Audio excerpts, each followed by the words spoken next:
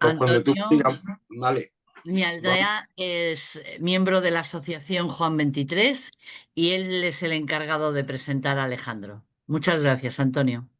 Gracias a ti, Margarita. Bueno, pues un saludo a todas y a todos.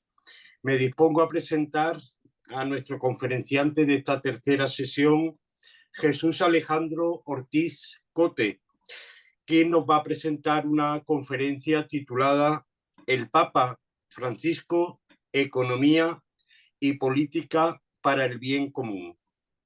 Bien, se puede hacer teología desde dos puntos de partida, desde la razón, desde los libros, desde la especulación, pero también se puede hacer teología desde la vida y desde la experiencia. Desde ese Jesús de Nazaret, sufriente, cuyo origen es la mismísima vida humana en esta tierra que pisamos y cuyo fin es Dios Padre en la unidad global del cosmos. Pues Alejandro Ortiz es de estos últimos, es de los que hacen teología desde la experiencia de la propia vida. Además de esto, y para no levantar sospechas entre tanto falso erudito que hay en nuestro mundo, tiene una formación académica y un desarrollo profesional que son auténticamente dignos de elogio. Es doctor en educación por la Universidad Iberoamericana de Puebla, México, su país natal. Se formó en teología, nada más y nada menos que con Leonardo Boff, Enrique Dussel y John Sobrino. Después de desempeñar la labor docente en universidades y otros centros de estudio, ejerce en la actualidad como coordinador de innovación en los servicios de información de la Biblioteca Padre Arrupe, en la misma Universidad Iberoamericana de Puebla. Pero como vengo diciendo, y para no alargarme demasiado, porque estamos todos deseando y todas deseando escucharle, si por algo destaca Alejandro es porque todo lo que ha estudiado y enseñado en las aulas universitarias lo ha sacado de la vida y lo ha devuelto a la vida, transparentando el verdadero rostro de Jesús, el Galileo. Hace 10 años publicó toda esta experiencia en su libro Cristo indocumentado, narrativa teológica del fenómeno migratorio.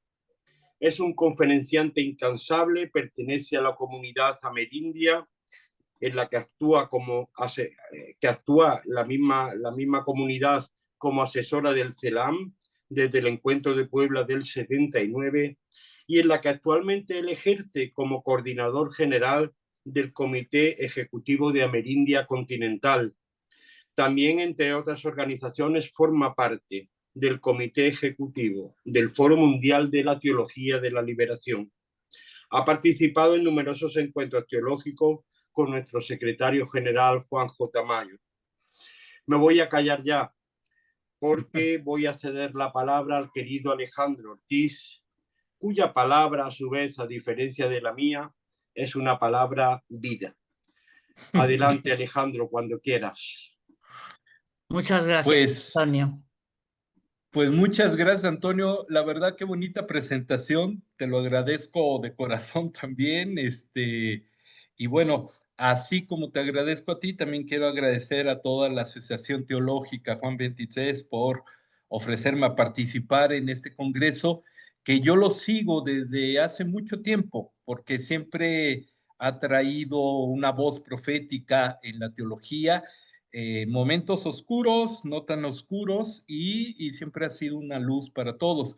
Lamentablemente, ahora creo que se ha quitado esto un poco, pero lamentablemente los libros de los congresos eran difíciles de adquirir, pero tengo por ahí dos, tres que los gocé mucho en su tiempo, ¿no? Entonces, pues muchas gracias. Y termino mi agradecimiento también refiriéndome a Juan José Tamayo, que me hizo esta invitación personal y que agradezco enormemente con el corazón en la mano. Entonces, para mí es un gozo que implica un poco de temblor por el auditorio, por la historia de la asociación, de los congresos, y que bueno, haré lo mejor posible. Eh, Juan José me pidió el tema del Papa Francisco. ¿Qué decir que no hayan leído ya? ¿Qué decir que no hayan oído, leído, debatido con otros y otras sobre él, ¿no? Entonces, para mí, traté de hacer un trabajo también, obviamente desde mi experiencia latinoamericana, que creo que siempre puede ayudar por lo particular, por lo específico, con esta experiencia de una mirada diferente que es la de ustedes, pero que compartimos en lo sustancial, ¿no? Como decía bien Antonio. Entonces, quiero decir eso. Para mí fue un reto tratar de sistematizar un poco este legado del Papa Francisco. Y debo de confesar que algunos todavía estamos en duelo por el Papa Francisco. Se nos fue, sabíamos que estaba enfermo, sabíamos que trabajaba mucho, era un poco workólico y que eso no ayudaba a una buena salud, digámoslo así. Pero pues ahorita estamos en duelo muchos que consideramos que su palabra, su testimonio fueron muy buenos y después de otros pontificados que fueron más de invierno y oscuridad. Entonces, pero como todo duelo, pues tenemos que aceptar que se ha ido, pero esto no significa que no exista un legado a seguir, que no exista una propuesta que continuar. Y entonces, y por eso creo que el mismo Papa León XIV está en un fuerte discernimiento para saber qué sí, qué no, y cómo orientar a la iglesia desde este legado, ¿no? Ha de ser difícil continuar un trabajo de este peso, de esta envergadura, con la sombra de Francisco. Entonces, bueno, también hay que darle oportunidad a León XIV. Y bueno, y también, por último, como parte de la introducción, el Papa Francisco, bueno, a lo mejor muchos estamos de acuerdo con él, pero otros no, y bueno, debemos ubicar que no es fácil hacer como una síntesis de todo lo que dijo, hizo, ¿no? A mí me gusta compartir con amigos, amigas, teólogos, teólogas de América Latina, que es un papa incómodo, fue un papa muy incómodo. A nadie le daba gusto totalmente, ¿no? Nuestras compañeras teólogas feministas sí se sentían cercanas, ¿no? Pero también pues estaban en un diálogo fuerte con él por el tema de la participación de las mujeres dentro de la iglesia, ¿no? Aplaudían los nombramientos que hizo de mujeres institucionalmente, tanto en la estructura del Vaticano como en este proceso de la sinodalidad. Pero el tema, por ejemplo, del diaconado femenino fue un tema que se quedó en suspenso, ¿no? Los mismos amigos y amigas de Teología de la Liberación, de donde vengo, de donde me formé, tampoco estaban tan a gusto con todo lo que decía el Papa Francisco, aunque obviamente después de la persecución de Juan Pablo II, pues se sentían más cómodos, ¿no? Y estaban más cercanos a él. Sin embargo, este Papa incómodo nos dejó un legado importante y eso es lo que quiero compartir con ustedes, cómo desde acá, desde América Latina, desde estas experiencias de acompañamiento con los más empobrecidos, con las víctimas de la historia, pues podemos rescatar y mantener en este momento que es muy difícil, complejo y que nos está haciendo desafíos continuamente. Bueno, entonces, yo lo primero que podría decir y compartir con ustedes es que el Papa Francisco es un hijo del Vaticano II y hermano de los pobres. Esto es importante. El Vaticano II, el Concilio Vaticano II, tuvo sus momentos como de continuidad y como de un impas largo, ¿no? Y entonces, algunos dicen que por tanto, y esto yo lo supe de gente teóloga muy cercana a Francisco, había un discernimiento fuerte si había que hacer un Concilio Vaticano III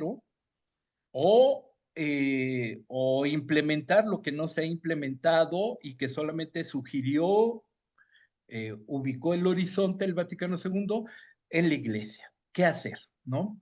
Creo que la respuesta de Francisco, para mí, aunque insisto que no todo el mundo está de acuerdo, fue una respuesta genial. Hacer un Vaticano III implicaría un volver a una estructura, obviamente a donde pocos participan, a donde pocos pueden estar hablando sobre el mundo y para el mundo, ¿no? Recordemos el trabajo que le costó a Juan XXIII realizar este tipo de concilio, que fue el primero que no condenó a nada ni a nadie, y teniendo como antecesor el Vaticano I, que condenó todo lo posible, ¿no? Entonces, ¿cómo hacer un concilio Vaticano III para responder a los nuevos tiempos, respetando la tradición y respetando, obviamente, continuando el Vaticano II? Era cosa difícil. Y para mí la respuesta fue el sínodo de la sinodalidad. Si quieren un nivel, un pasito abajo de un concilio, pero un sínodo de la sinodalidad le permitía a Francisco contribuir y hacer cosas diferentes. Y de esa manera se logró algo que nunca se había visto en la historia, y si se había visto era cuando no era una iglesia institucional, que era poner a laicos, hombres y mujeres, junto con párrocos, obispos y gente del clero, ¿no? Ustedes lo vieron, las mesas eran participativas. Al principio todo el mundo no supo cómo realizar la primera asamblea en 2023, pero para la segunda ya había un fuerte debate, ya había diálogos y ya había esto, diferentes escuchas de la palabra de los diferentes. Eh, Había que decir, también el sínodo de la sinodalidad expresó, visibilizó, pues el nivel de formación, el nivel de eclesialidad, el nivel de cristianismo que tenían los que estaban ahí, ¿no? A veces los laicos eran más conservadores que los obispos, ¿no? O las mujeres también, que tiene que ver con la invitación. Pero de todas maneras hubo grandes destellos, grandes ideas y grandes líneas de acción que todavía no termina. Ahorita estamos en la fase de la implementación, que está como en puntos suspensivos, aunque en América Latina se está viendo como vital esta implementación del sínodo, de la sinodalidad, ¿no?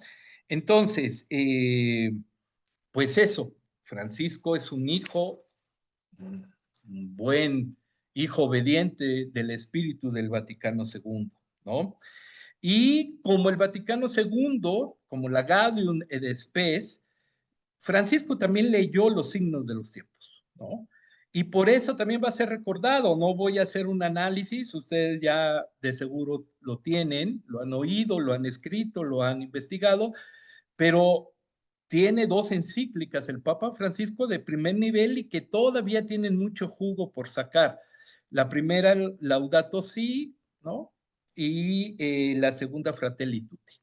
Claro, hay más, como ahorita vamos a ver, pero quiero decir que hubo una lectura seria, evangélica, de los signos de los tiempos que le tocó discernir a Francisco y lo hizo muy bien.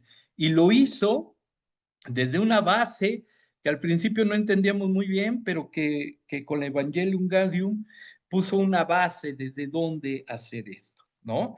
Y, y para nosotros en América Latina y sobre todo para la teología latinoamericana, eh, estábamos muy felices porque el elemento central de Francisco, que nunca se proclamó ni de teología de liberación, a veces daba pistas más de una teología del pueblo, de Scanone y de otros teólogos argentinos, pero en realidad su teología de Francisco es de una opción por los pobres radical.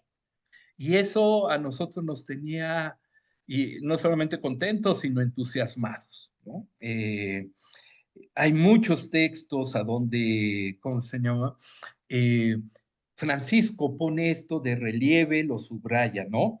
En la misma Evangelium Gaudium hablaba ya de una economía de exclusión, donde los excluidos no son explotados, sino son considerados como desechos sobrantes. Una frase fuerte, llegando a criticar y a denunciar una cultura del descarte, no solamente como basura.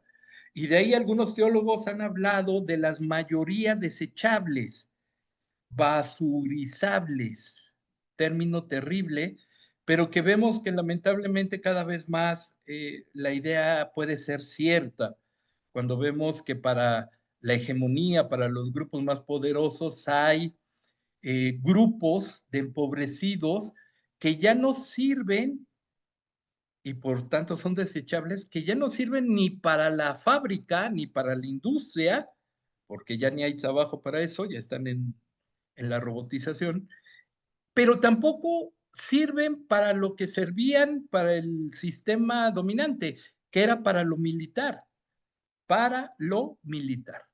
Es decir, ya tampoco ser soldado es importante para el sistema dominante, porque ahora un dron, ¿no? Puede hacer el trabajo de muchos soldados. Entonces, y ahora todo es digital, entonces realmente hay poblaciones sobrantes para el mundo, ¿no? Para el mundo dominante. Entonces, es de ahí que la importancia de lo que empezó a ver Francisco y que, bueno, debemos de seguir ubicando, ¿no? Ahora, también implica en este hijo del Vaticano II y también decir, fue hermano de los pobres, la sensibilidad que tuvo cuando lloró en Lampedusa, o yo rescato mucho este texto, y creo que todavía está en YouTube, por si lo quieren ver, hay un videíto del jueves 11 de agosto del 2016, cuando el Papa Francisco almorzó con 21 refugiados sirios. Ahí le regalaron un cuaderno lleno de dibujos realizados por los niños. Viendo el video de este encuentro, uno observa al Papa viendo el cuaderno y abriéndolo, revisándolo al azar, cuando de manera fortuita se le aparece el dibujo de un niño ahogándose en el mar. Eso dibujaron los niños. Inmediatamente empieza a señalar este dibujo que lo ha dejado impactado y se le ve realmente una cara de shock y empieza a comentar a los que están alrededor de él. Miren, miren, esto es lo que yo decía. Es el drama de la guerra contada por un niño. Entonces, esta sensibilidad que pues se añora a veces, ¿no? Lo hacía distinto al Papa Francisco, ¿no? Me gusta expresar este número de la Fratelli Tutti 68, que lo conocen, pero que redondea lo que quiero decir. No es una opción posible vivir indiferentes ante el dolor. No podemos dejar que nadie quede a un costado de la vida. Esto nos debe de indignar hasta hacernos bajar de nuestra serenidad para alterarnos por el sufrimiento humano. Eso se llama dignidad, ¿no? Lo tenía claro y lo trató de vivir en todo momento. Un segundo momento o una segunda síntesis del Papa Francisco que quiero compartir es que es el Papa de la sinodalidad, como ya les decía, ¿no? Es importante lo que empezó a ver, cómo hacer cambios y cambios estructurales en una curia, en una estructura, en una ley, en un derecho canónico, que parecen inamovibles, impensables de cambiar y estructuras férreas de acero sólido, ¿no?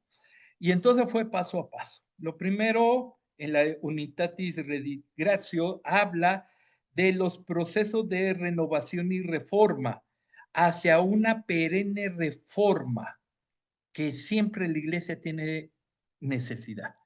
Entonces, aquí, no sé si se enteraron, pero todos los obispos y teólogos conservadores pusieron un grito porque esto se parecía mucho a lo que decía Lutero con la reforma semper reformanda, ¿no? Entonces, esto es importante, ¿no? Lo decía Lutero y lo pone muy clarito. Y entonces piensa en la sinodalidad como el gran proyecto eclesial de donde va a construir y tal vez empezar a cambiar, de construir algunos cimientos de la iglesia, ¿no? Y me parece fundamental. Por eso pone a la dimensión de la sinodalidad como constitutiva de la iglesia. No es un tema como ahora lo quieren ubicar, que ya está muerto, ¿no? Bueno, ya fue cosa de él y vámonos a otra cosa, pasemos la página. No, es la dimensión constitutiva de la iglesia. Hablará hasta Dios mismo quiere para la iglesia la sinodalidad, ¿no? Entonces, pero ¿qué tipo de sinodalidad? Y entonces esto me parece lo más rescatable y que nunca debemos de olvidar. La iglesia, la sinodalidad es un proceso de cambio, de renovación, de reforma, no por la moda, no porque toca, no porque lo nuevo es lo mejor, sino porque es la condición para acompañar mejor a los pobres. No se puede acompañar, caminar junto a los pobres en las estructuras actuales de la iglesia. Y entonces él dirá, la iglesia nació precisamente aquí, en la periferia de la cruz, donde se encuentran tantos crucificados y la iglesia se desentiende de ellos y deja de ser la iglesia de Jesús, ¿no? El camino de las periferias geográficas y existenciales es el camino de la encarnación. Dios eligió la periferia como lugar para revelar en Jesús su acción salvadora en la historia. Entonces, queremos ubicar, como dice o como decía Pablo VI en la Evangelii Nunciandi, el centro de la iglesia en la misión. Bueno, pues entonces, para hacer esa misión con los más pobres, como también pedía el Vaticano II, necesitamos transformarnos porque estamos cargando estructuras que nos impiden hacerlo, ¿no? Entonces, tiene que ver esto. Acuérdense, nada más la repito muy rápido, en la Evangelii Gaudium 49, que es un texto súper utilizado, decía Francisco, prefiero una iglesia accidentada, herida, manchada por salir a la calle, antes que una iglesia enferma por el encierro y la comunidad de aferrarse a las propias seguridades. No quiero una iglesia preocupada por ser el centro y que termine clausurada en una maraña de obsesiones y procedimientos, ¿no? Entonces, más que el temor a equivocarnos, espero que nos mueva el temor a encerrarnos en las estructuras que nos dan falsa contención, ¿no? Es un texto buenísimo que indica por dónde va o por dónde quería este caminar juntos en la iglesia sinodal, ¿no? Y bueno, sabemos que le era difícil. A veces los mismos hermanos, obispos, impedían, ¿no? No querían caminar junto con Francisco, impedían, le metían trampas, dudas, ¿no? Entonces, cuestiones fuertes. Entonces, siempre y en tono más confidencial, siempre Francisco decía, oren por mí, ¿no? Porque no está siendo fácil este trabajo, ¿no? Entonces, por eso, si dijimos que la sinodalidad es para fortalecer el camino de la opción por los pobres, entonces, pues tenía que ubicarse como algunos elementos teóricos y prácticos. Yo aquí encuentro una riqueza muy fuerte y no sé si ustedes, seguramente sí, han leído los textos, cartas, resultados de los encuentros de los movimientos populares que tuvo el Papa Francisco. Son de una riqueza terrible. Un libro sacado en el 2019-2020 por la Pontificia Comisión para América Latina, hablaba que estos mensajes de los diferentes encuentros son una nueva rerum novarum, ¿no? Una nueva visión de por dónde hacer. Y entonces aquí me voy a detallar un poquito, todavía tengo tiempo para ubicar. Recordemos que fueron 5, no fueron 1, fueron 5 encuentros con movimientos populares. Algunos muy televisivos, ¿no? Pero otros fueron ya más en corto y ya con una dimensión más profunda. El primero fue en 2014 en el Vaticano, el segundo 2015 en Bolivia, el tercero en 16 en el Vaticano, en 2021 fue en línea, ¿no? Todavía, 2020 y 2024 en el Vaticano. Entonces, fíjense bien cómo habla con ellos estos representantes de los movimientos populares.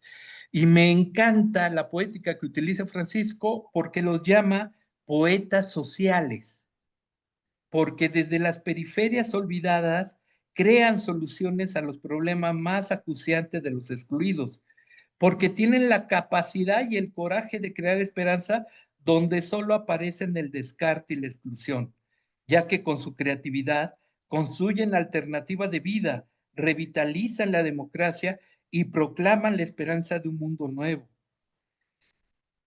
También dice, ya más profundamente, esa solidaridad especial que existe entre los que sufren, entre los más pobres. Y con ese trabajo y esa solidaridad ubican el cambio que queremos y necesitamos, vislumbrando el futuro de la humanidad, que también está en sus manos, ¿eh? Entonces, no son nada más ahí el diálogo con la sociedad civil, no. Ahí está viendo una expresión religiosa, teológica, vital. Y déjenme platicar esto. Ahorita que decía Antonio, esta tan bonita presentación que hizo de mi persona, esto nos pasa en América Latina y me imagino que también con ustedes allá.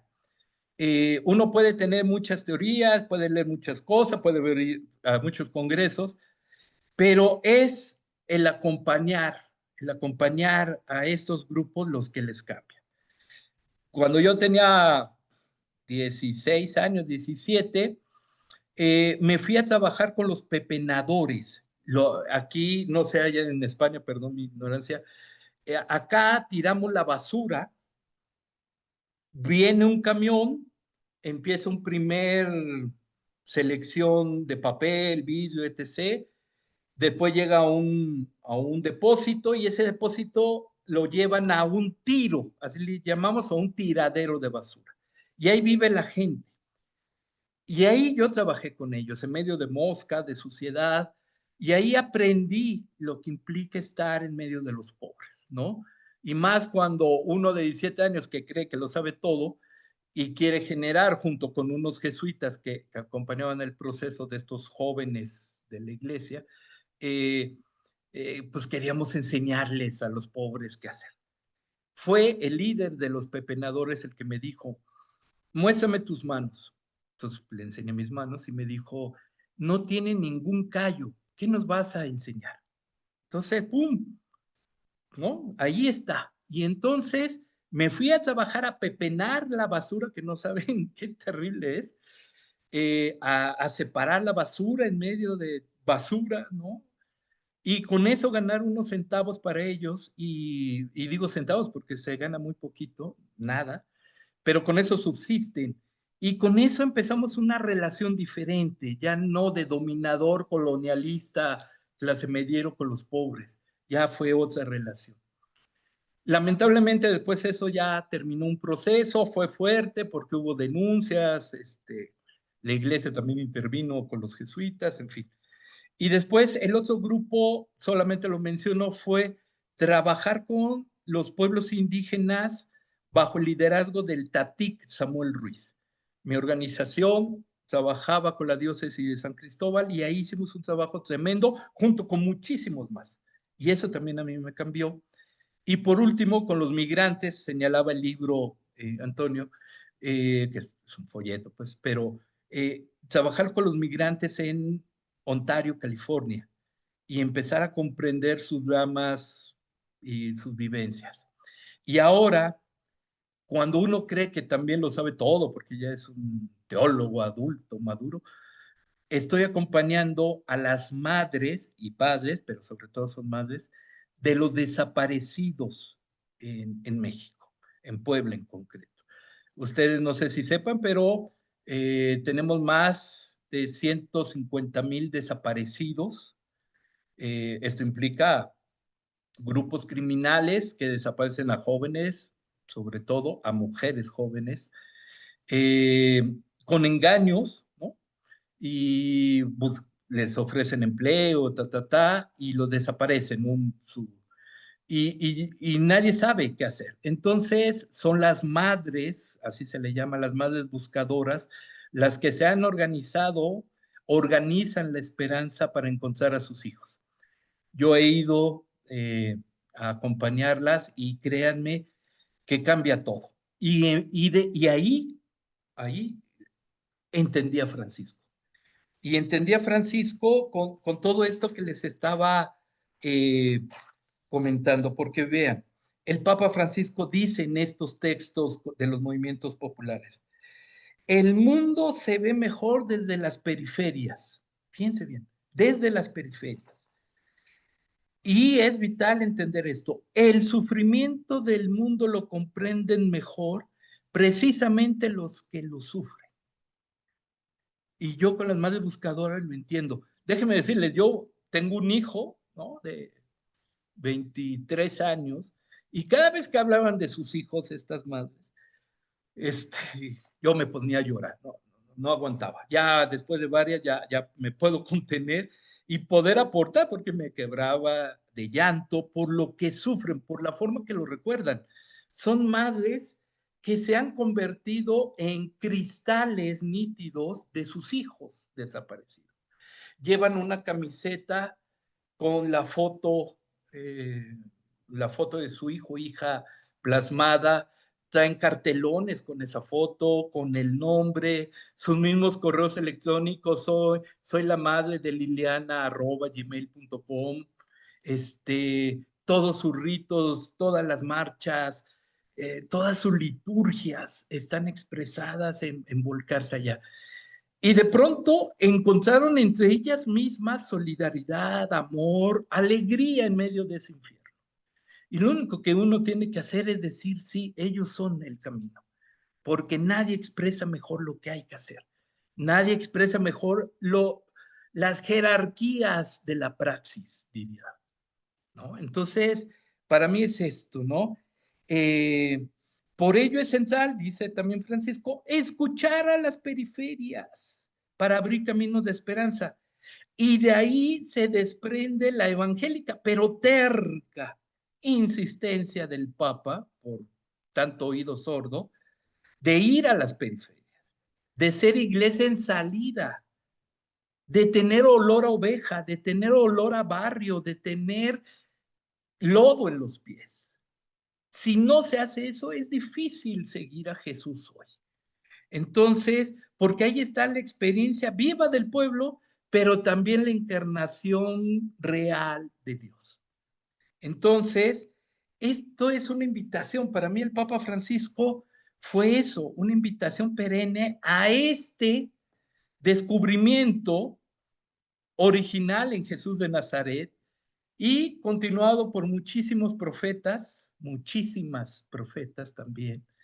Y que la teología de la liberación creo que fue su gran acierto, volver a este origen. Pensar que la fuerza de los pequeños, entre comillas, pequeñas, es la fuerza que necesitamos para cambiar al mundo y con ello a la iglesia también.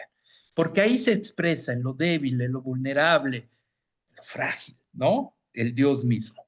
Y se entiende la teología. Por eso los teólogos de la liberación somos muy de la teología de la encarnación, ¿no? De la kenosis y de todo lo que representa y de todo lo que representa la palabra misma, bajamiento, ¿no? Humillación. Y es eso, trabajar ahí, pues a veces entiende uno la encarnación misma de Dios, ¿no?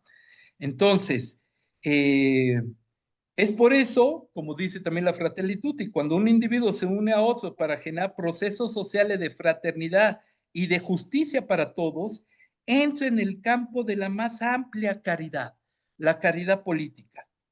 Se trata de avanzar hacia un orden social y político cuyo alma sea la caridad social. A ver, Maruja, súbete la cabeza porque se está viendo, solamente se te ve una chispa. Creo que alguien está hablando, pero bueno, y que Maruja le haga caso.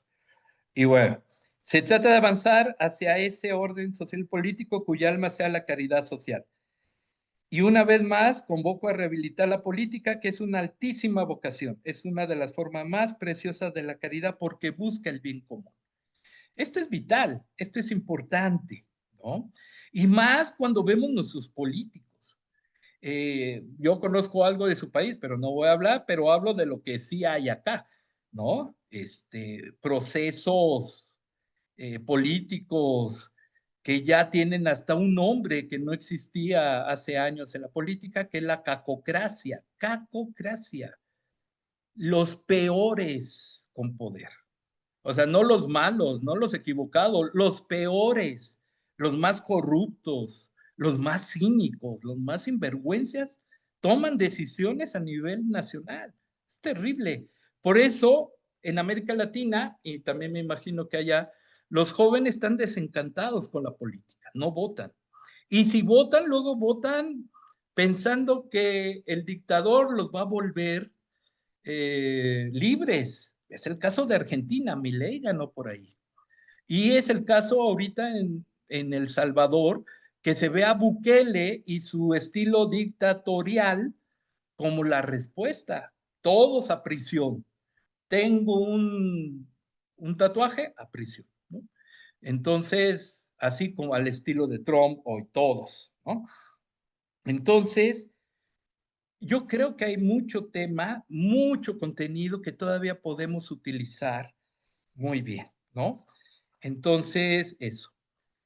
Por el tiempo, voy a hablar de dos últimos temas. Después, obviamente, tendrá la ponencia por escrito. Y bueno, y lo voy a hacer largo porque tal vez esta es una de las expresiones, pero no quise dejarla a un lado, más conocida del Papa Francisco. El Papa Francisco fue un papa verde, verde realmente, ¿no? Fue alguien que manejó los diferentes niveles para hacer algo en torno a la crisis socioambiental.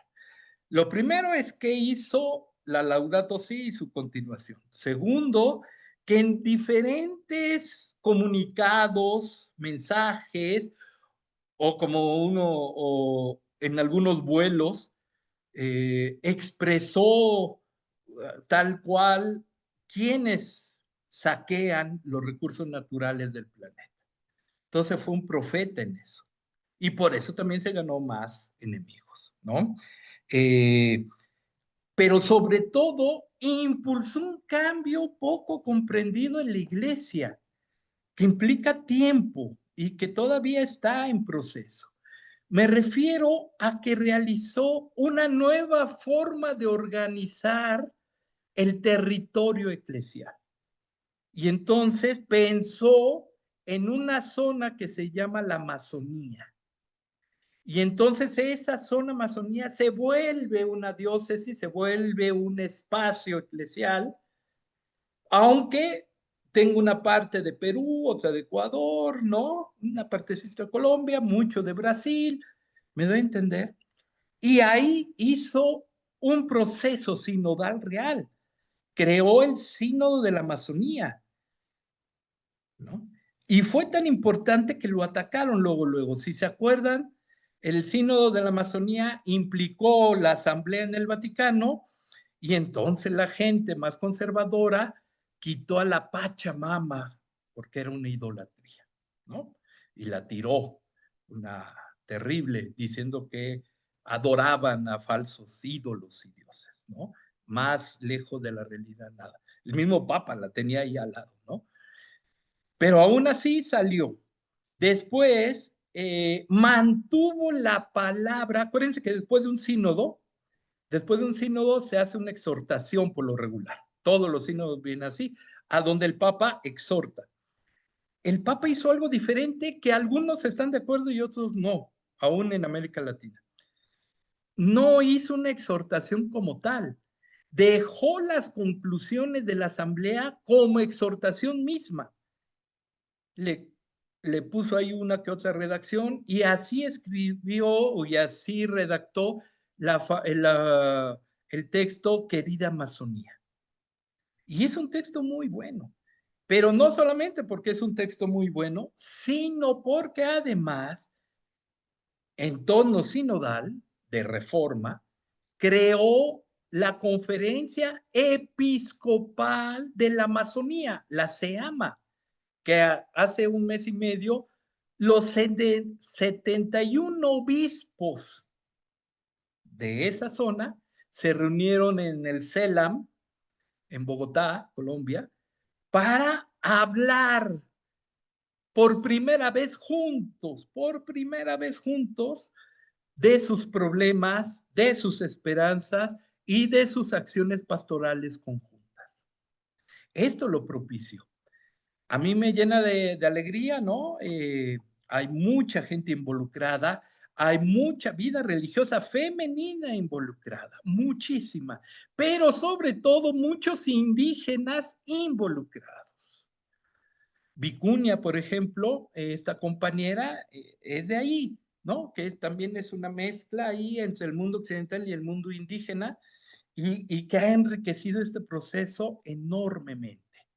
Entonces tenemos eso, tenemos un sínodo, tenemos una exhortación, tenemos una conferencia episcopal nueva de la Amazonía, tenemos apenas un encuentro y vienen muchas cosas más, pero todo es a su tiempo, ¿no? Dicen que el camino de la iglesia se mide por siglos, no por años. Bueno, esperemos que no tanto porque no tenemos tanto tiempo, ¿no? Pero esto, quiero decir, realmente Francisco aplicó la sinodalidad en este tema. No solamente se quedó en el gran texto, sino que lo bajó y construyó institucionalidad, estructura orgánica desde la iglesia. Y ahí está, ¿eh? Y ahí existe. Claro, es difícil ver ahora los recursos, no está fácil. Y además, no sabemos qué tanto León XIV va a cooperar, digámoslo así, activamente con esto, ¿no? Termino con este punto diciendo, lean la querida Amazonía, ya lo han hecho, pero relean con ojo de espiritualidad, ¿no? Y tiene algunas frases increíbles que solamente las leo, pero para abrir boca, ¿no? Dice, la espiritualidad cristiana propone un modo alternativo de entender la calidad de vida. Fíjense qué bonito. Y alienta un estilo de vida profético y contemplativo, capaz de gozar profundamente sin obsesionarse por el consumo. Y la frase que yo utilizo siempre y que me gusta porque es muy poética, dice, todo el universo material es un lenguaje del amor de Dios, de su desmesurado cariño hacia nosotros. El suelo, el agua, las montañas, todo es caricia de Dios. ¿No? Entonces, creo que eso está en la Laudato Si 84. Creo que eso nos llama y nos ubica. Y quiero ubicar ya, para ir cerrando y dialogar con ustedes, la última síntesis que yo hago del Papa Francisco, que es su legado misionero, ¿no? Entonces, ¿cómo pensar un legado misionero en el tiempo de hoy? ¿No? Primero, hay dos grandes retos. El primer reto es mantener y, bueno, empujar el proceso sinodal. Sigue la implementación. León XIV, bueno, más bien, Francisco dejó después de la segunda asamblea del sínodo en el 24, 10 comisiones de temas complejos para su propio estudio. Y se supone que en mayo, junio iban a dar los resultados. León XIV lo dijo que mejor hasta diciembre. Estos son los grandes temas: la opción por los pobres, cambios estructurales, la formación de los sacerdotes, las tecnologías. Son temas que salieron y que dicen son tan complejos que necesitan un grupo de estudio y que se supone que ya nos iban a dar resultados y ahora hasta diciembre. Bueno, hay que estar atento a eso, dialogar, ubicar, ¿qué puede ser eso? Ubicando que eso ya salió, que este proceso formalmente va a terminar en el 2028 con la gran asamblea, obviamente en el Vaticano. Sigue. Hay que mantenerlo vivo, hay que mantenerlo porque es bueno para la iglesia misma y tal vez para el mundo, ¿no? Entonces, ese es el primer reto de este legado misionero de Francisco. El segundo es, o implica, mejor dicho, preguntarse cómo hacer el reinado de Dios presente en este mundo.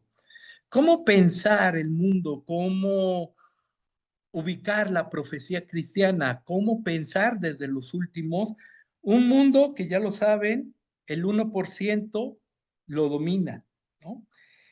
Que dentro de ese 1% tiene grupos criminales, la mayoría de ellos, destinados a saquear los recursos, a despojar del territorio a los pueblos originarios, ya sean indígenas, afros, etc., que provoca crisis hídricas, hambrunas, personas desnutridas, mal alimentadas, un mundo enfermo, diabético, ¿cómo se llama? Con grandes enfermedades mentales, ¿no? ¿Cómo pensar ahí? ¿Cómo pensar en un mundo violentado? Que ustedes lo saben. Acá en América Latina la violencia es cotidiana y en cada hora. La violencia la tenemos en la casa, feminicidios, lo tenemos socialmente, lo tenemos con desapariciones, lo tenemos con ecocidios. A ustedes ya les tocó. Ahorita en México estamos inundados por la cantidad de agua que está cayendo. Y lo digo, ¿no? También a España les tocó, a Sao Paulo, a Porto Alegre, todas las grandes ciudades están siendo inundadas por este caos socioambiental, no provocado por la naturaleza, sino por el famoso capitoloceno, ¿no? ¿Cómo pensar eso? ¿Cómo pensar en un mundo donde sigue existiendo genocidios abiertos, cínicos, ¿no? A donde el gran poderoso los defiende porque con aranceles, o sea, ¿qué es eso? ¿No? Entonces, ¿cómo pensar el legado misionero de Francisco en la era Trump? ¿No? Trump es un rozo de una dinámica global que implica una nueva reestructura geopolítica poniendo del capitalismo industrial de petróleo, gas y recursos a un capitalismo digital a donde ellos están tomando el control. Recordemos todo lo que implica las redes. Hay cosas positivas como este Zoom, claro, como un WhatsApp que te puedes comunicar, claro. El problema es los algoritmos, el control de las emociones, la forma de cómo se crean subjetividades, sobre todo de los más jóvenes o de la niñez, en vías de una soledad, de un emocionalismo, de muchas cosas. Entonces todo el mundo lo acepta. Hoy todo el mundo acepta la inteligencia artificial como si fuera la solución y no. Tiene una huella ecológica enorme. Nos vamos a acabar el planeta también con la inteligencia artificial, ¿no? Entonces, ¿cómo hacer todo eso? ¿Cómo tener esa espiritualidad liberadora, sinodal en estos tiempos, ¿no? Termino, por tanto, diciendo lo que ya decía Francisco de esta manera. hay que salir de nuestras comodidades, ir a las periferias.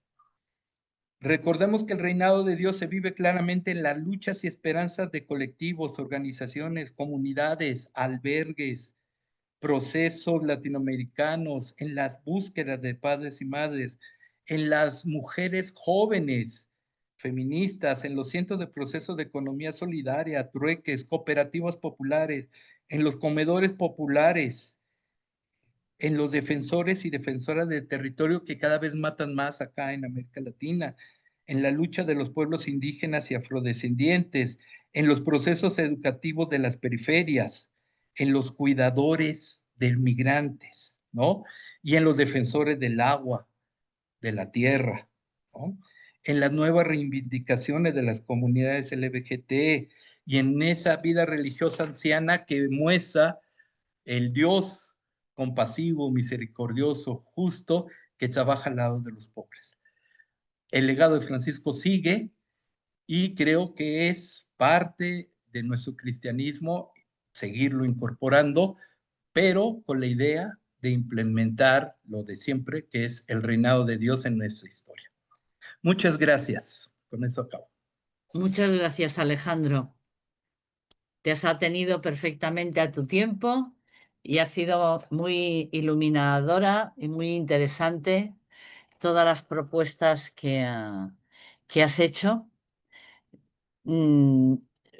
He echado de menos, por ejemplo, que tocaras un poco el tema de la economía o de la política así directamente, pero quizá en el diálogo va a salir porque te van a preguntar seguramente.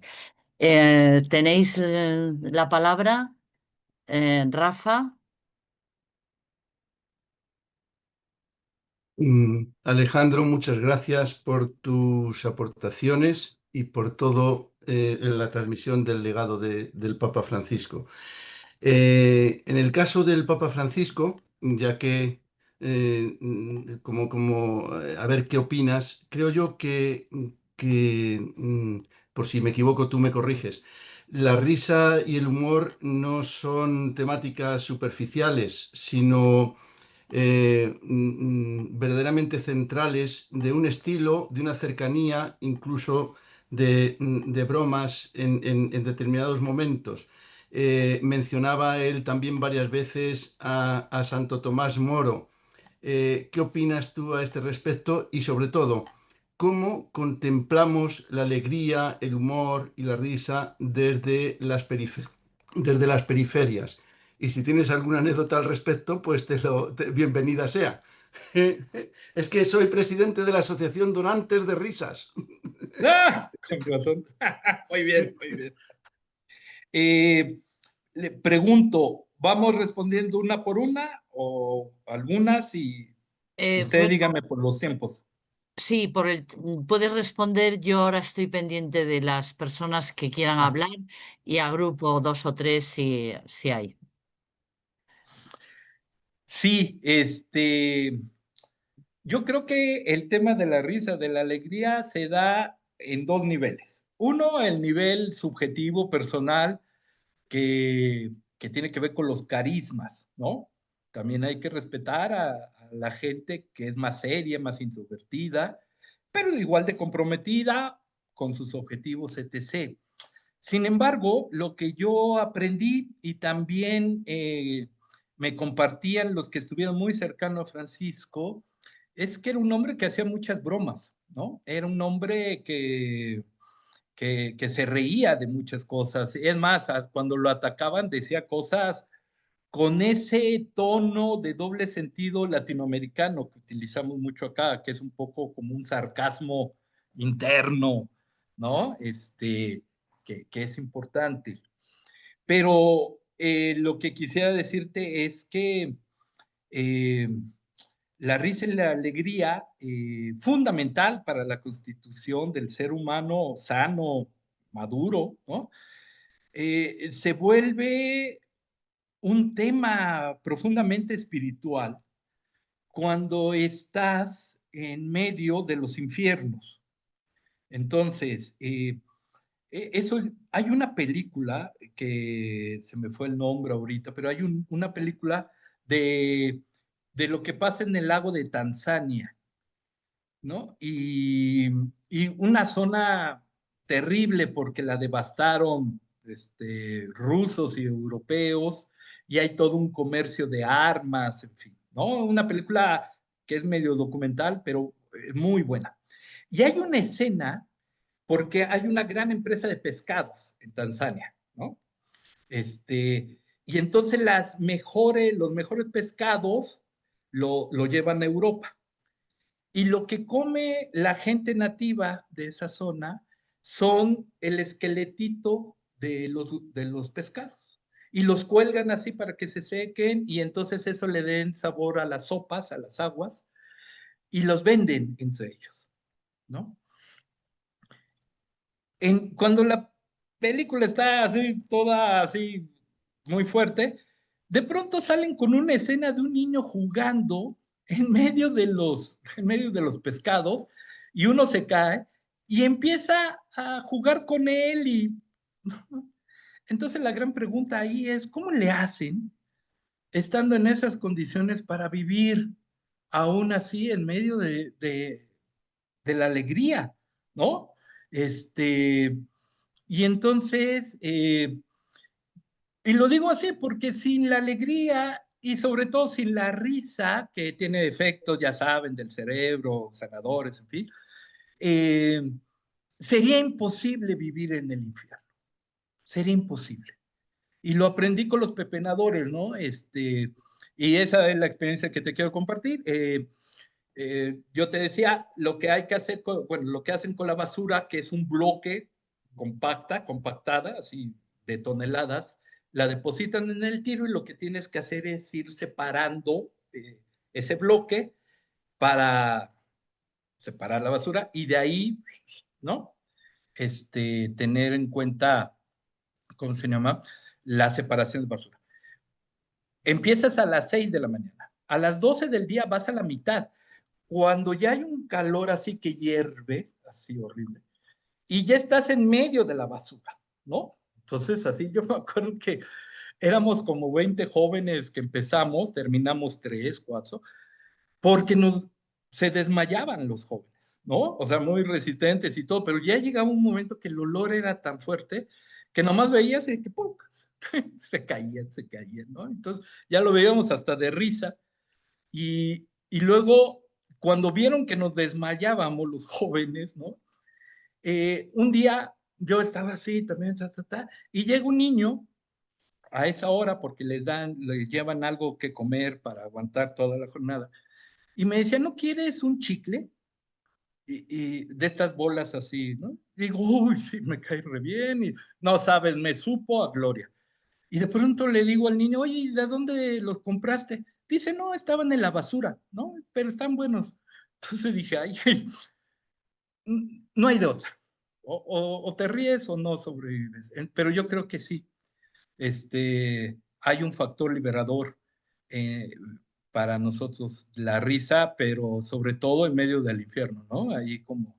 Y eso tal vez es lo que no aguantan los poderosos, ¿no? En fin. Gracias, Rafael. Muy bien, muy buenas tardes. Agradecerle a Alejandro esta intervención tan sugerente que, bueno, casi uno le apetecería hablar de todo, pero realmente ha sido una aproximación al Papa Francisco y a todo ese momento que hemos vivido, pues la verdad, en muchos momentos con gran ilusión, ¿no? Yo quería destacar dos cosas y no avanzar más porque creo que una de ellas es el tema de su capacidad para escribir y para hablar en la máxima modernidad de lo que es la realidad mundial, ¿no? Y eso lo podemos decir respecto a cuestiones como la ecología, ¿no? Con la Laudato Si, con la Laudate Deum, que yo, al leer esta última, yo no leo demasiados textos papales y episcopales, muy pocos, pero esta vez me quise acercar plenamente a su lenguaje y quedé impresionado por la modernidad en que él se expresaba. Dicho lo de la modernidad, no como una cosa snob, sino como una capacidad de dirigirse y de dialogar con la realidad mundial en todas sus dimensiones, en lo más técnico, pero también en las preocupaciones populares, ¿no? En ambas situaciones. Y en ese mismo aspecto, el tema de la economía. Yo creo que en ese tema, o de la socioeconomía, en ese tema dijo cosas verdaderamente radicales e importantísimas, ¿no? Que, bien, creo que está muy por encima de lo que él consiguió a nivel del ámbito eclesiástico, eclesial interno. Fue mucho más potente su impacto, yo diría, como una voz en el mundo que fue capaz de decir cosas que realmente eran radicales y eran casi revolucionarias. Cuando hablaba del salario universal, cuando hablaba de todos los temas de justicia social, pues me parece que tenía una potencia extraordinaria y que tenemos que sentirnos muy a gusto con que desde la Iglesia Católica alguien diga esas cosas y además desde el grado de referencia de la potencia que tiene la voz de un papa, ¿no?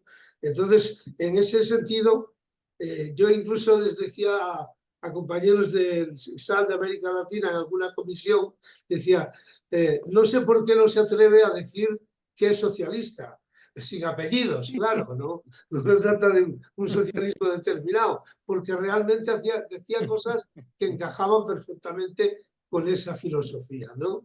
Bueno, en ese sentido, decir que hay que agradecer ese nivel de implicación con la modernidad por parte de Francisco y que aporta a lo que puede ser una respuesta socioeconómica a la realidad mundial. Obviamente eso después se tiene que traducir en ámbitos políticos, continentales y de los distintos estados y naciones, ¿no? Eso por un lado. Por otro lado, vuelvo hacia adentro de la Iglesia y yo diría, a mí me ha reconciliado bastante el Papa Francisco con la eclesialidad. Yo me sentía un poco replegado pues, en lo que es tu perspectiva del Evangelio, de tu comunidad, de tus grupos cristianos, de tus lecturas de la teología de la liberación. Bien, a gusto en ese ámbito, pero sabiendo que estás un poco desconectado de las grandes masas populares, al menos en el ámbito religioso. Y sin embargo, cuando llega un hombre de 76 años, entre los 76 y los 88 años, y es capaz de suscitar todo lo que tú has dicho de la sinodalidad, de esa manera de entender cómo los cristianos tenemos que estar implicados en la realidad aún con el riesgo de equivocarnos.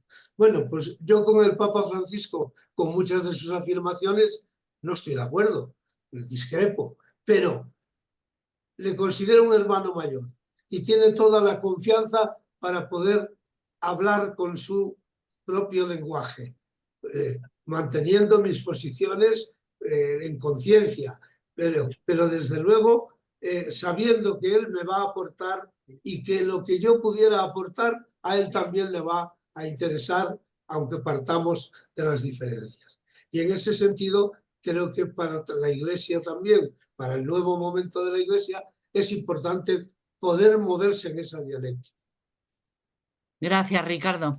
Voy a darle la palabra a Alberto y luego, porque hay varias palabras pedidas, ¿vale, Alejandro? Sí, de Alberto, acuerdo. cuando quieras. Gracias. Saludos Alejandro desde California. Se te echa de menos por acá.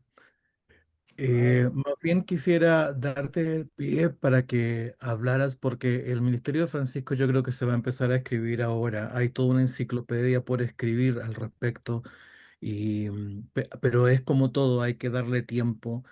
El Papa Francisco actuaba con una urgencia impresionante. Es cosa de preguntarle, como tú muy bien dijiste, a los que estaban cerca. Todo era ayer y entonces se le venía una idea, había una conversación, había algo y inmediatamente él reaccionaba. Y entonces te quisiera, Alejandro, dar un poco el pie para que hablaras de uno de los factores que me parecen a mí también históricos en el tema de Francisco, como es el ecumenismo, cómo el ecumenismo no fue solo papel en el ministerio de Francisco, sí, y en específico el ecumenismo de la sangre, que es el reconocimiento, ¿no?, de los mártires no católicos, apostólicos romanos quizás, pero sí aquellos que se amplió incluso a aquellos no cristianos en algún momento en su lenguaje, ese encuentro con las otras religiones, me parece que es fundamental. Y te dejaría un segundo pie ahí para que le des el desarrollo. El tema tecnológico, como en otras cosas, llegó de pronto, bueno, no de pronto, digamos, los que ya estaban en el tema conocían algo desde hace algún tiempo, pero explotó a la opinión pública la tecnología y sobre todo el tema de la inteligencia artificial. Y Francisco, más que ir lo que uno hubiera esperado, ¿no? Esperar que mantuviera distancia, sin embargo, de inmediato se encontró y más que censurar, y es algo que a mí me tiene absolutamente alucinado positivamente con el papá de Francisco, más que censurar fue a motivar tanto a que los científicos continuaran el desarrollo de las tecnologías y a la iglesia que acompañara pastoralmente, que me parece un acto de responsabilidad tremendo para no ponernos solo a criticar, sino que también ayudar en la construcción. Prefiero dejarte a ti, Alejandro, que sé que lo puedes desarrollar mucho mejor de lo que lo haría yo. Gracias, Alejandro. Muchas gracias, Alberto. Pues cuando quieras, Alejandro, que luego os doy la palabra a los que tenéis la mano levantada. Gracias. Pues sí, de acuerdísimo. Habría que ubicar ya como también lo decía Ricardo, eh, y también ahorita Margarita, el tema de la economía y el tema de la política, creo que, y por eso como que traté de ubicar como el fondo del tema, y así para mí es el camino para tratar el tema de la tecnología, que ahorita se volvió el tema. ¿Cómo y para qué? ¿No? A mí me parece muy interesante la estructuración que hizo Francisco con lo que se llamó el Movimiento Internacional de Economía de Francisco, que es un movimiento impulsado desde Roma para reunir a teóricos, economistas, gente de movimientos populares, de economía popular, a empresarios, ¿no?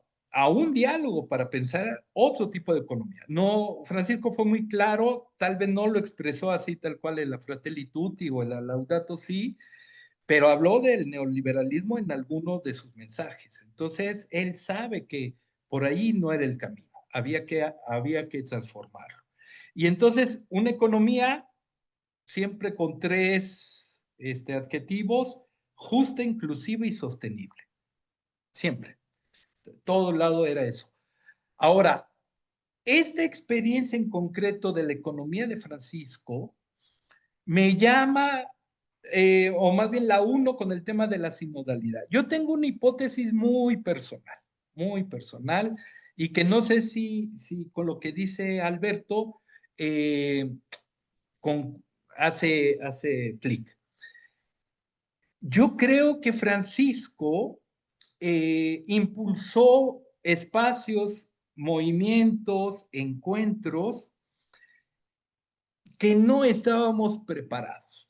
Es decir, la sinodalidad, y créanme, yo no participé adentro del sínodo, porque no soy parte de las estructuras tal cual, pero hicimos como Amerindia una tienda de la sinodalidad e invitábamos a los que estaban en el sínodo, los sinodales, hombres, mujeres, obispos, laicos, de todo, a unas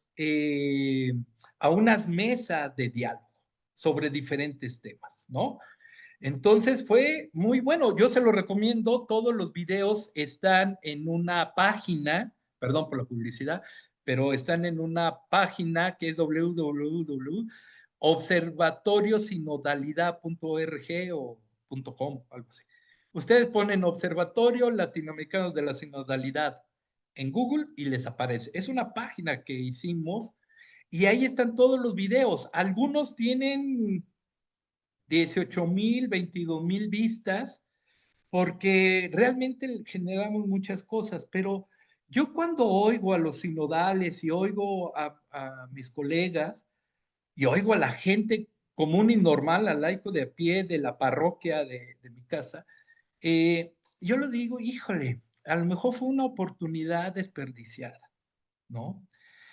No estábamos acostumbrados a dialogar, todavía teníamos, como dice Bourdieu, un hábitus religioso que nos impedía ver la novedad. Y no solamente ver la novedad, sino entender la novedad, ¿no? Hay muchos temas que, que Francisco fue muy adelante y ya en la aplicación se topó, pues que a veces en el mismo sínodo, ¿no? O sea, que una mujer pudiera hablar en un espacio que por años, por siglos, tal vez milenios, ¿verdad? Era para obispos, para varones, era una oportunidad terrible, increíble.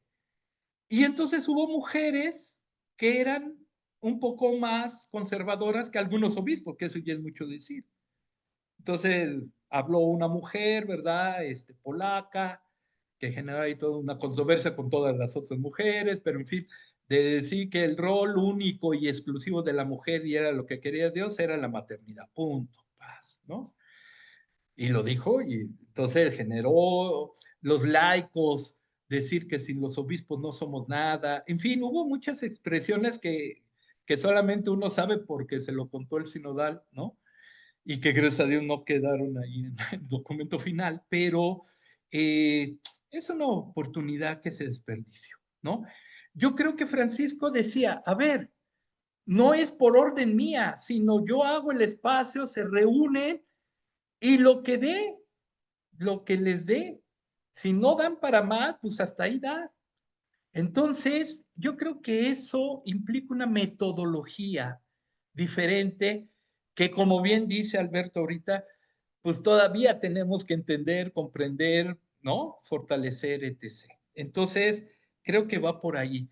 Y en ese tono va también lo que ya decía Alberto, perdón que lo diga más rápido por los tiempos y por las otras preguntas, pero el ecumenismo que hizo Francisco no es el ecumenismo de Juan Pablo II, mucho menos el de Ratzinger. Bueno, yo no sé si Ratzinger, bueno, Benedicto XVI realmente hizo un ecumenismo, ¿no? Con todo lo que escribió y lo que hizo. Pero Juan Pablo II no es solamente invitarlos, es como perdón la comparación, pero es como cuando el esposo machista le dice a la esposa, ¿en qué te ayudo? ¿No? Y entonces eso implica que yo soy buena gente, pero la responsabilidad es tuya, ¿no? Yo, ¿qué te ayudo? No, ¿cómo nos dividimos la tarea? Que es diferente. Así Juan Pablo II se habla mucho de un ecumenismo que se abrió, que tuvo buenos resultados, pero siempre con ese tono de que nosotros somos los verdaderos y te invitamos a colaborar. Francisco, no, lo dijiste muy bien.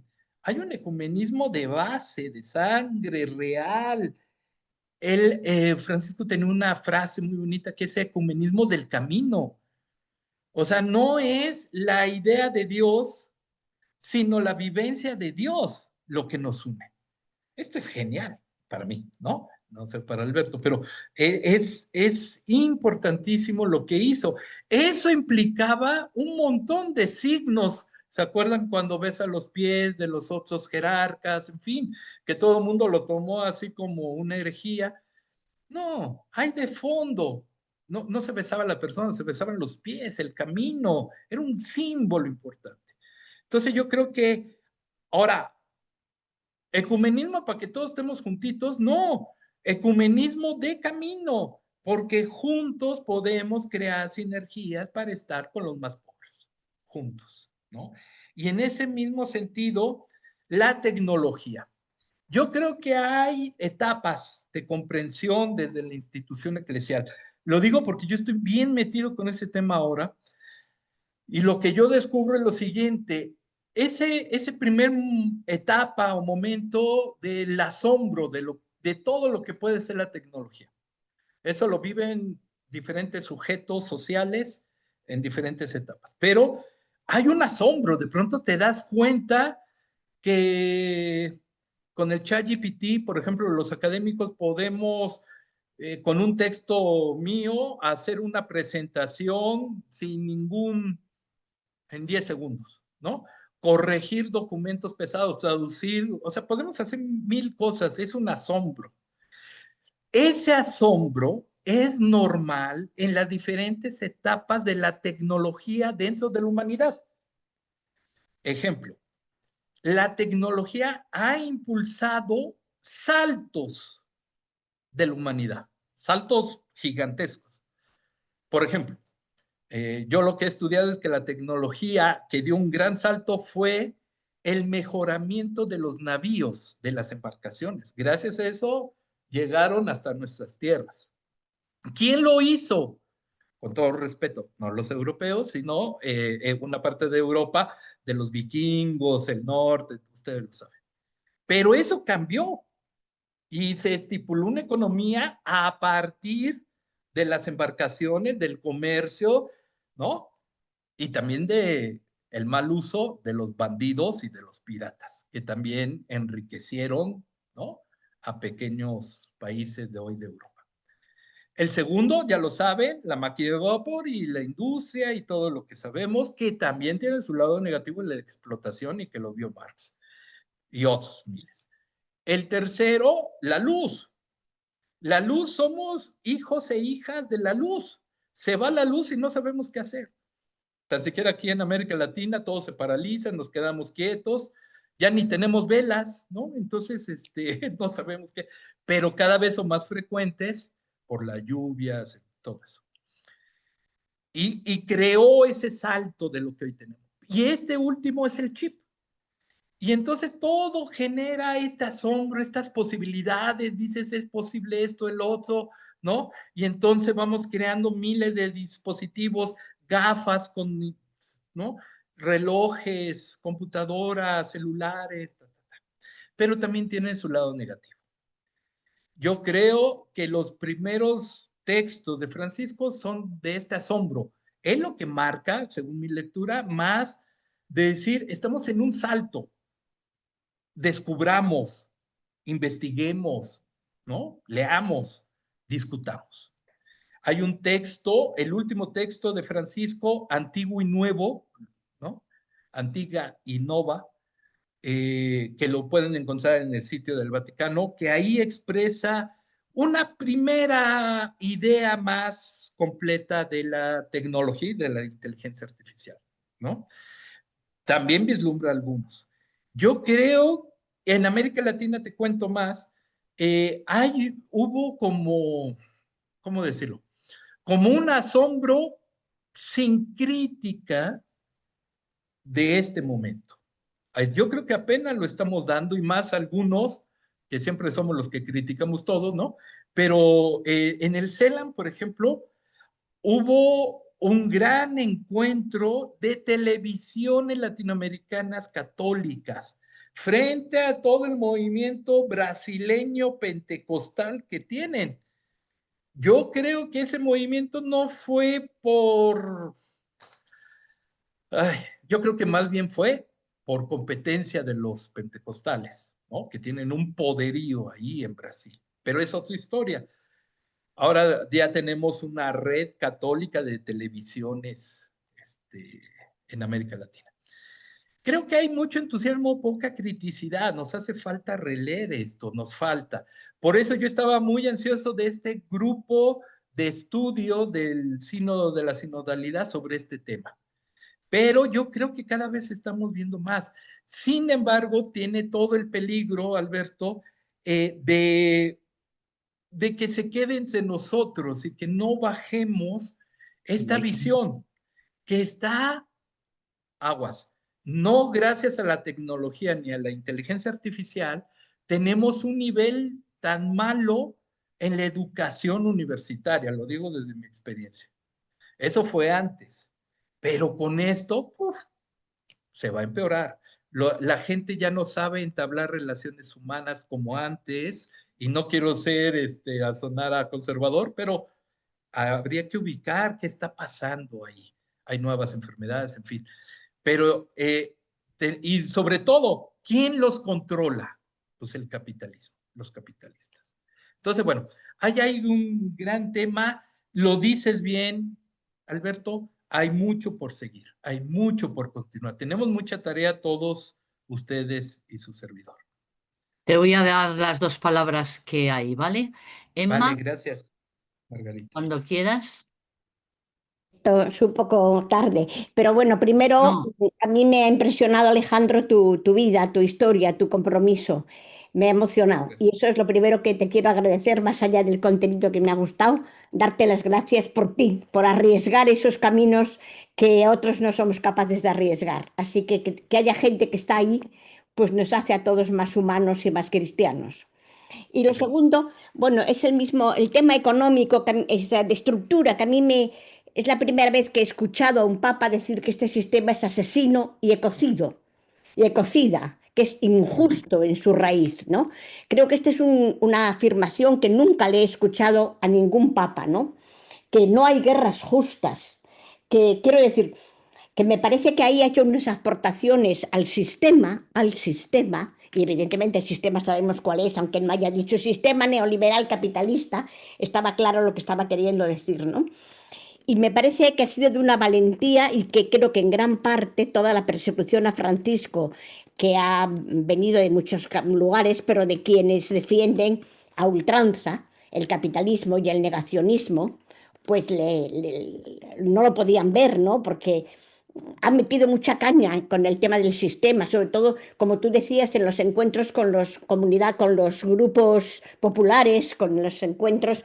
Ahí ha sido impresionante cómo ha destruido este sistema que le llama injusto en su raíz.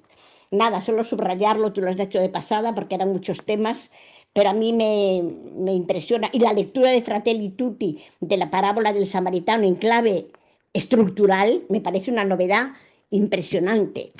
Bueno, nada, agradecerte mucho y subrayar contigo que este era un tema muy nuclear, por lo menos para mí en Francisco. gracias, Emma. Sí, Ahora, ya está. exacto. Gracias. Sí, estamos, como decía el Papa Francisco, en una economía global que mata y es productora de pobres. Es decir, También. hablar sobre política, sobre economía, no es poesía, sino que tiene consecuencias sobre la vida de las personas. Y el cristianismo es la opción por los pobres. Y yo creo que a nivel global, y sin menospreciar a ninguna víctima, son los inmigrantes las grandes mayorías de pobres. La opción por los pobres es, en este momento, me parece, es la opción por los inmigrantes, por el fenómeno inmigrante. Tú que vives en un país de emigración, ¿cómo te parece, desde el pensamiento de Francisco, canalizar el fenómeno migratorio de modo realista, tanto en el país emisor como en el receptor?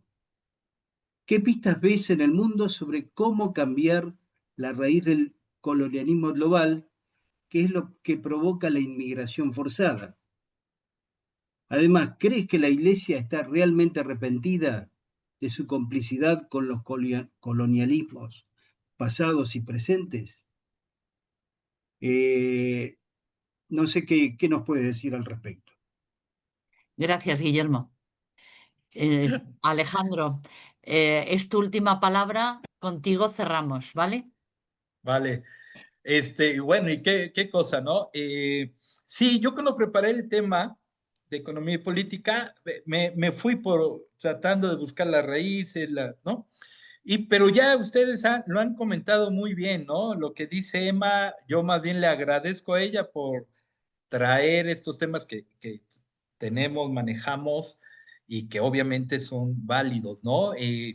Ciertamente el Papa Francisco, y esperemos que lo mantenga León XIV, habló de estructuras de sistemas. Entonces, esto es una visión muy, muy, muy analítica, muy liberadora, que habría que mantener, y creo que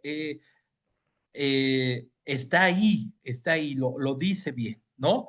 Ahora, la respuesta de la economía está en la misma gente que sufre esa economía. ¿Qué están haciendo los pobres para revertir eso? Y entonces por eso los movimientos populares, por eso la economía solidaria, por eso mil cosas que fomenta Francisco. Creo que ahí es a donde tenemos que ubicar. Por eso lo que nos comparte Guillermo es fabuloso. Te lo agradezco, Guillermo, ¿no? Es fabuloso, porque entonces, si el problema global de la inmigración o de la migración en general está ahí y es uno de los temas fundamentales, ¿no? ¿Cómo pensarlo desde los pobres? ¿Cómo pensarlo desde los migrantes mismos, ¿no? Y qué bueno que escogiste esa palabra, porque, como dicen en clases, eso sí me lo sé, porque tuve la experiencia cercana ¿cómo se llama? En Ontario, California. Y te digo que trabajé por años allá con los migrantes mexicanos en una comunidad que se llama Ontario, California. Ontario, California es un México, es un pueblo mexicano en Estados Unidos. Tú vas a la marqueta, al mercado, a la tienda, y vas a encontrar, los mexicanos comemos muchos dulces con chile. Vas a encontrar esos dulces con chile, las paletas Michoacana, que es una marca que está en todo México, ahí las encontrabas, alcancías de ferias populares y piñatas populares, ahí las encontrabas, y los domingos encontrabas unos tacos de carnitas buenísimos, ¿no? En fin, es decir, y todo en español. ¿Qué pasaba ahí? Primer elemento, Huntington lo vio bien, Samuel Huntington, este teórico que asesoraba las presidencias. Los mexicanos migrantes son un peligro, dice Huntington, para América Latina, porque no se mezclan, mantienen su cultura. No son los italianos que mantienen dos, tres cositas, o los judíos que respetan ciertas fiestas y modos, pero se integran en la comunidad. Los mexicanos no. Las nuevas generaciones, sí, eso le faltó ubicar a Huntington. Las generaciones nacidas allá ya son un poco esta mezcla súper interesante. Pero entonces, el asunto es que para los norteamericanos, los migrantes no solamente son los que quitan el empleo, porque eso no es cierto. Hacen el trabajo que no quieren los norteamericanos. Todos mis amigos migrantes hacían cosas que rechazaban los norteamericanos y hasta la colonia afrodescendiente. No los quieren hacer. Son peligrosos, cansados. ¿Y quién lo hace? Los mexicanos. Construcción, cosecha, cuidado de fábricas, motores de trailers, todas estas cosas que son muy, muy, muy pesadas, las hacen los mexicanos porque es la chamba que hay, el trabajo que había. Entonces, pero con esta especulación de que son un peligro porque no se integran, y entonces tenemos colonias que cerradas dentro de nuestro territorio que debemos de sacar. Entonces, en esta lógica, nunca se comprendió realmente qué es una inmigración. ¿Inmigrar es llegar para trabajar solamente? No.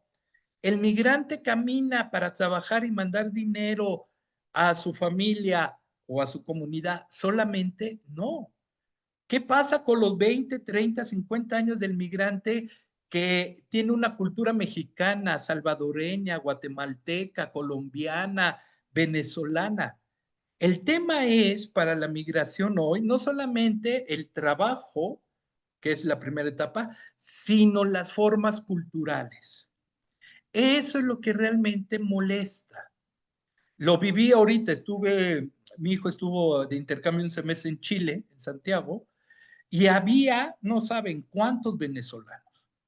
Y entonces lo que se quejaban los chilenos, que tienen una cultura muy alta, decían, no nos preocupa que trabajen en lo que nosotros no queremos trabajar y se los damos, sino el ruido que hacen, cómo ensucian las calles, cómo se expresan, cómo bailan en la calle. Es el choque cultural, es lo que molesta, porque la cultura es lo que te hace vivir de un modo que consideras normal. Entonces, todos los migrantes que traen su cultura son anormales en cualquier lado, para cualquier gente. Entonces, nosotros vemos, ¿no? Aquí en México, como tú bien decías, tenemos gente que hizo el viaje para Estados Unidos, pero ya no pudieron pasar porque ahora el gobierno recrudeció las fronteras, nuestro gobierno, para estar de buenas con Trump, ¿no? Y entonces tenemos unas colonias de haitianos en el norte de México. Imagínense un haitiano que necesitan el mar con una de las zonas más áridas de México. Entonces, están enojados siempre. Y los de Tijuana más, porque ellos creen que la única forma cultural diferente que vale la pena es la norteamericana, porque siempre han vivido ahí en la frontera. Y van de shopping y van a comprar el súper a San Diego, ¿no? Y de pronto llega una colonia masiva de haitianos. A ver, no saben, ya hay guerras, broncas, problemas, no sé. Entonces ahí está. Los venezolanos que salen por Maduro, por todo lo que quieran, y que pasan y están en todos lados ahora, no saben, yo tengo amigos colombianos que dicen, qué difícil son los venezolanos. Ahora, tú le preguntas a alguien, por ejemplo, en Chile, Montevideo y en Argentina, dicen, se incrementó el número de asaltos por los venezolanos. No necesitamos a Trump para maldecir al diferente, solitos. Es terrible. O sea, la migración es un proceso natural del ser humano, pero se economizó su entendimiento para la expulsión, la detención, etc. Pero ahora la cultura de los migrantes es la que empieza a ocasionar esto. Yo conozco América Latina más o menos, y Juan José también sabe mucho de esto, ¿no? Pero antes de Trump, antes de todo esto, los nicaragüenses, no, los costarricenses, los ticos, odian a los nicas, los nicaragüenses, porque son sucios y le roban el trabajo, ¿no? Los de República Dominicana dicen que los negros son los haitianos, no ellos. Ellos son browns, ¿no? Si tú vas a Perú y le dices a cualquier comunidad de periferia, ¿a quién odian? Y dicen a los chilenos. Y los chilenos le responden de que los peruanos son lo peor que hay. ¿De dónde aprendimos tanto odio? Los bolivianos odian a los chilenos porque le cortaron, ¿cómo se llama? El acceso al mar. Los argentinos odian a los brasileños por el fútbol, pero también por su cultura, ¿no? Los uruguayos se pelean con los argentinos porque dicen no somos iguales. Los paraguayos le temen a los brasileños. Los mexicanos despreciábamos a los centroamericanos, a todos. ¡Pum! El tema de la inmigración, tratando de ubicar lo que decías, tal vez es la mirada, la ventana que nos deja ver el odio interno que tenemos y que no hemos podido solucionar, ¿no?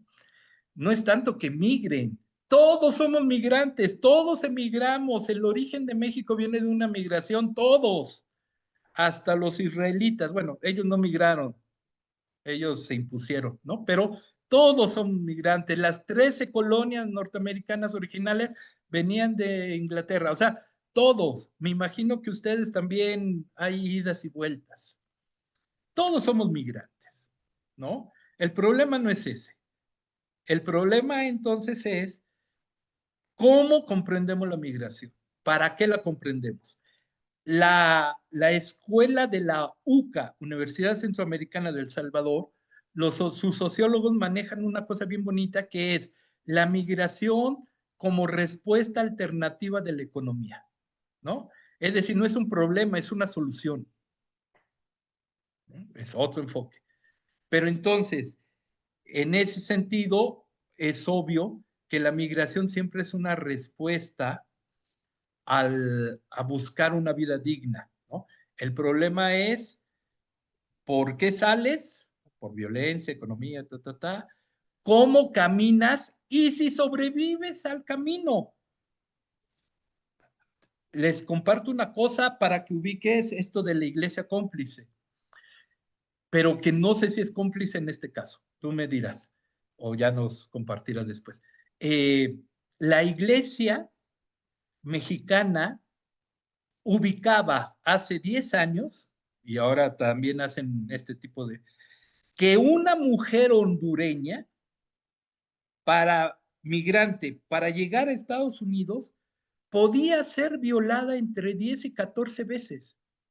10, 14 veces violada en el camino, si es que llegaba, y si es que no la rataban para trata de blancas. Una pregunta que se hacía el episcopado de movilidad, de la conferencia, la comisión de movilidad de la conferencia mexicana, que era gente muy de liberación, era gente muy buena. Decía, ¿tenemos que darles anticonceptivos a las mujeres que pasan por nuestro territorio? ¿O cómo las protegemos en los albergues? Y entonces, créanme, los mejores albergues que hay en México, que los cuidan mejor, son los religiosos, los católicos, digámoslo así. En especial, los que tienen vida religiosa femenina a cargo. Termino con uno que está, con la experiencia que hay uno aquí cerca de Puebla, que es Veracruz, que es un camino que lleva hacia el norte, pasa por ahí. Ese albergue lo coordina las hermanas de San José de León. Y quien es la coordinadora general de ese albergue es la hermana Dolores Palencia, que Francisco, cuando la conoció y supo del testimonio que da esa mujer, porque es mi amiga, también le he trabajado con ella 1000 años, y sabe todo lo que valía, la puso como presidenta del sínodo de esta asamblea. Ustedes dirán, no, pues eso no sirve de mucho. Para mí sí, es una forma de reconocer que una mujer religiosa que trabaja con los pobres puede coordinar el sínodo de la sinodalidad de toda la iglesia. Son símbolos, son expresiones, pero creo que está. Ahora, es cierto también lo que decía, hay una gran iglesia que prefiere olvidar a los migrantes y que hagan con ellos lo que quieran las bandas criminales. También hay esa parte de la iglesia cómplice, ¿no? Bueno, Pues Alejandro, muy bien. muchísimas gracias. Creo que Eso. ha sido muy iluminador tu aportación en este congreso y esperemos que nos volvamos a encontrar. Mañana tendremos a Ivonne Guevara, que creo que tiene una conferencia muy fuerte, creo yo, Yo y también. con unas propuestas muy interesantes y Venga. nos volvemos a encontrar. Este mismo enlace que habéis tenido hoy servirá para mañana.